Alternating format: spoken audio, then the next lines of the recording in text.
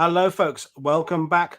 Well, not welcome back. Those of you who are on WW1 TV, welcome back. But if you're waiting for the launch of the new channel, welcome to our new channel, because I'm streaming to 2 locations. So I can now say it for the first time, welcome to WW1 TV. And the reason for this is, for some time, I've realized that many of the subjects we have covered over the 3 years on WW2 TV have a connection with the Great War that preceded it. Either that it's the same commanders or it's the same locations.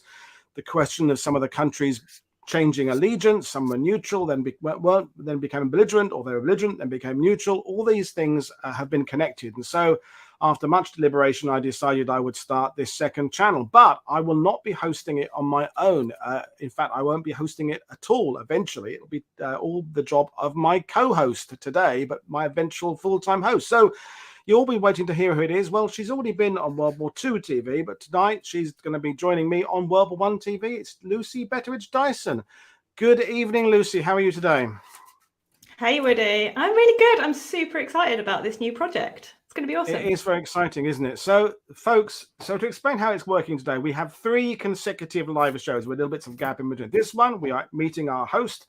The second one, which will only be streamed on WW1 TV, so you'll have to follow the link in the description below to find it on the WW1 TV, is about how you can help with the channel and what we expect of you to make it a roaring success. And the third one, we're going to explain how and what we are aiming to do and achieve with the channel. So there we are. That's what we're doing it. So people said they did know already.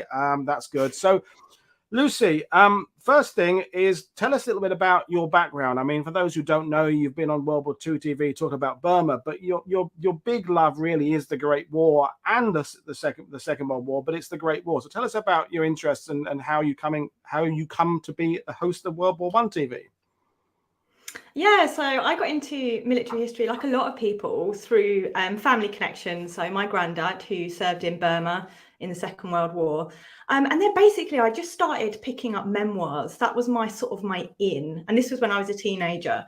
And it was the First World War memoirs that really grabbed me, because it was a conflict that I thought I knew quite a lot about.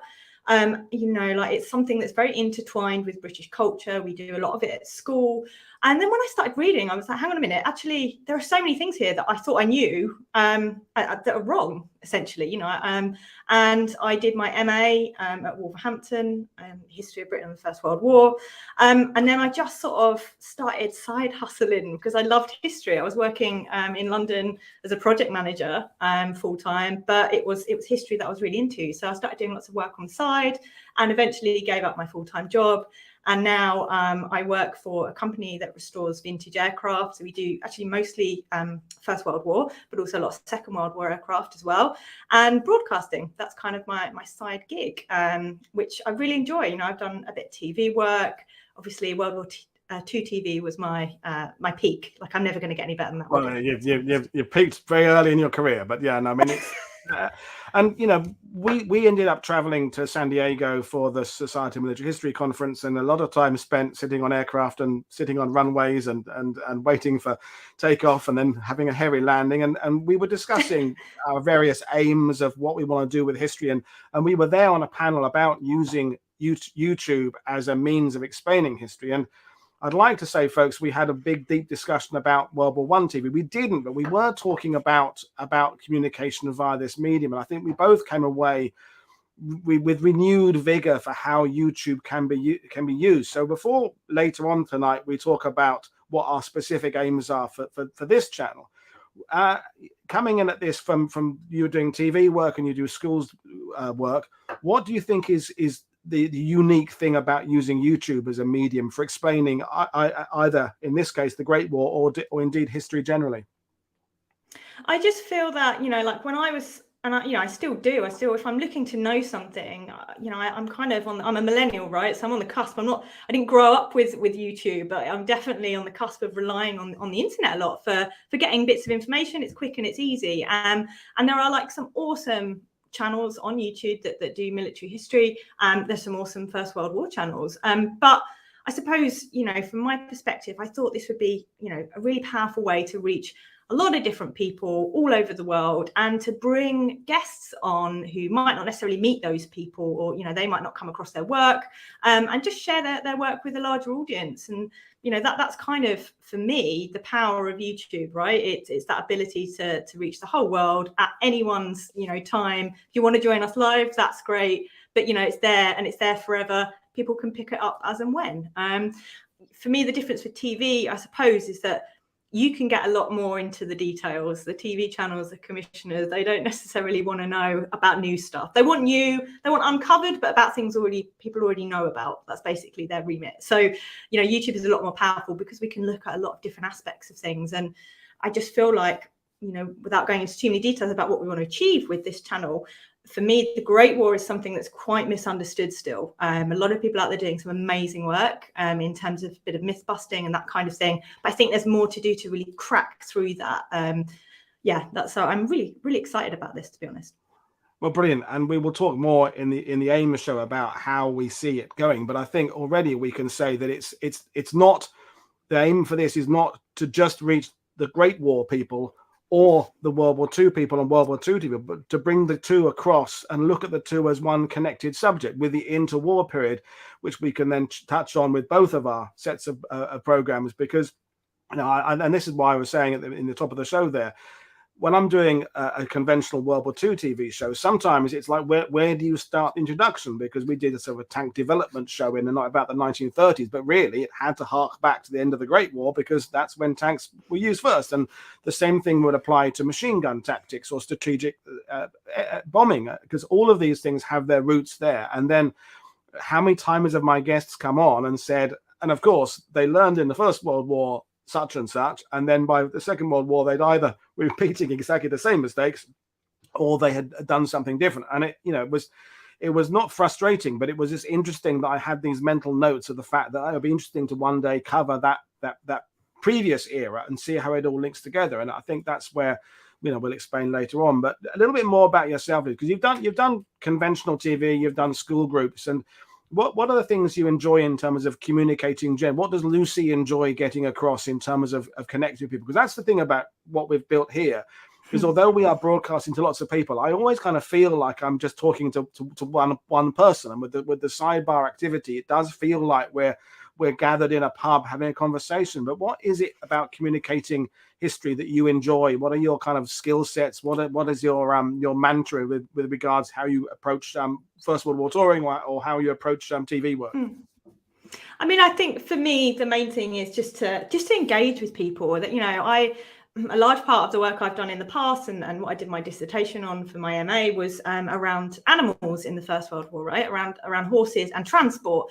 And, you know, with that, you know, when you go out on the battlefields or whatever, when you've got maybe someone who's come along and they brought their other half and they're maybe not necessarily interested and they're there, you know, actually, if you can bring them into it via something else they do know, and, you know, horses is a great one, it's a way to pull that thread, I suppose, and then make the stories come alive and make them interesting. It's not everybody is into, you know, armaments or, you know, the nitty-gritty of the British Army's structure and that kind of thing. As interesting as that is, it's about humanizing things, and it's about bringing those personal stories really to life. And I've always found that's the most successful way to do history, essentially, certainly to do military history, because everyone can relate to, you know, whether it be losing somebody. So, you know, the Commonwealth War Graves Commission, which I'm sure we will cover at some point on WW1TV. But, you know, when you go around and you read those personal inscriptions and the epitaphs on there, that's a little window into the personal loss of someone, and that's something everyone can relate to in life. And so, yeah, finding those ins, I suppose, to make history and military history engaging to people who might not necessarily be interested in it is one thing. And the other thing, I suppose, is people who are interested in it already, is having conversations with them. You know, I'm quite casual. I really love World War II TV because it's interactive. It's great going places and giving presentations, but, you know, having that back and forth as you're going along is so valuable, because sometimes people ask questions to you and you're like, do you know what? I've never thought of that.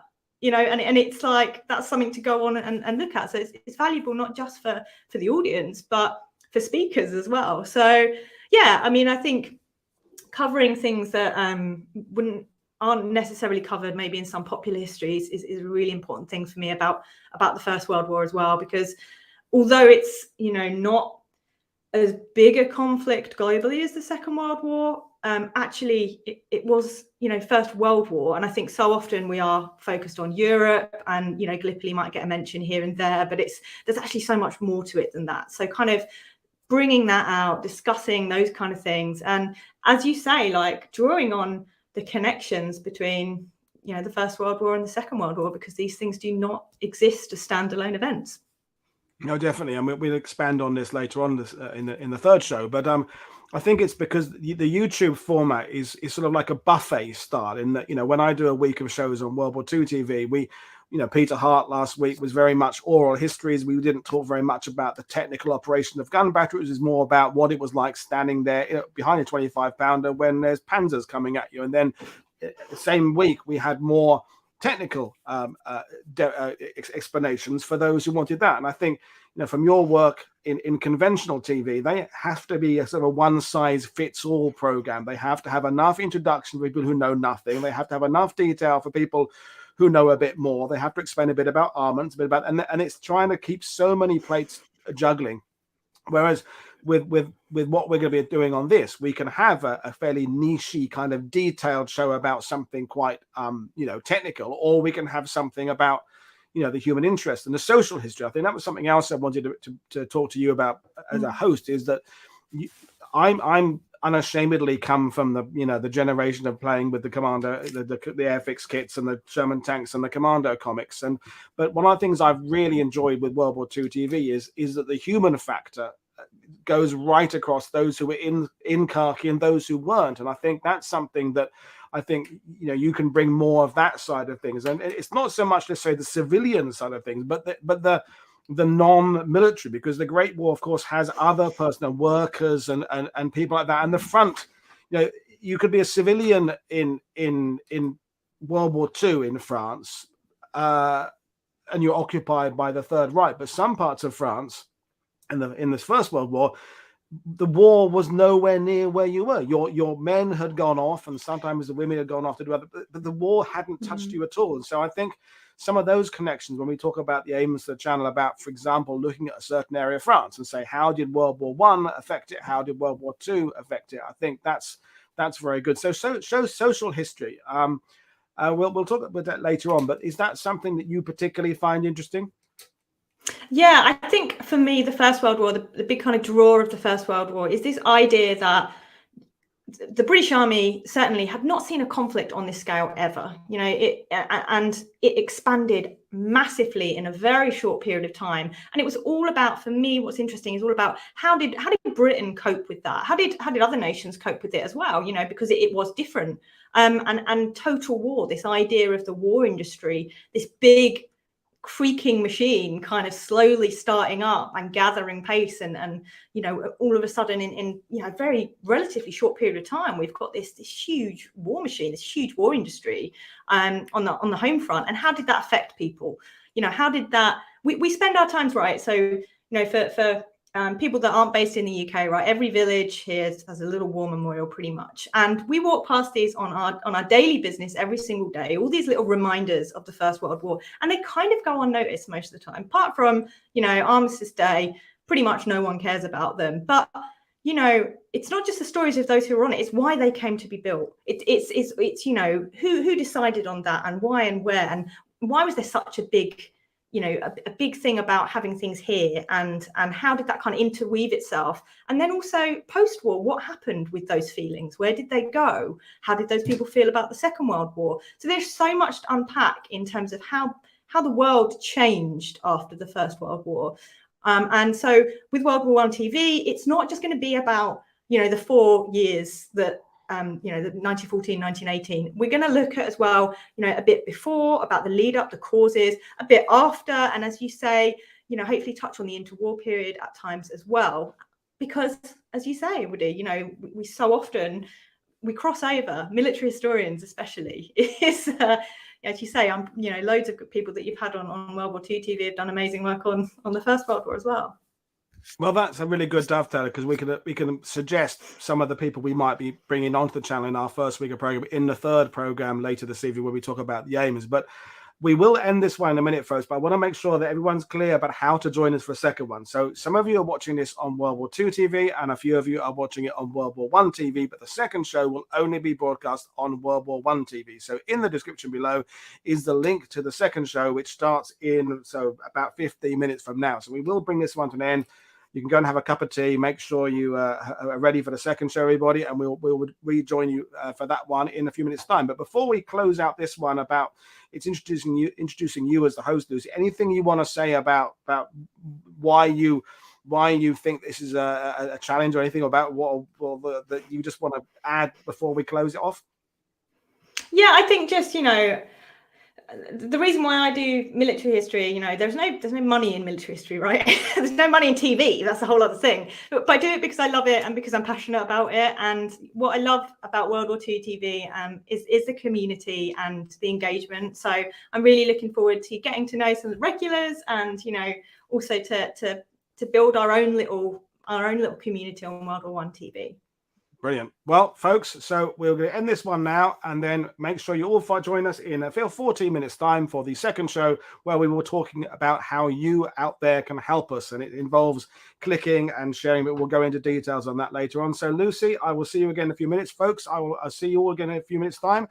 This is Paul Woodadge and Lucy Betteridge Dyson for World War I TV. Cheers, everybody. See you later. Bye.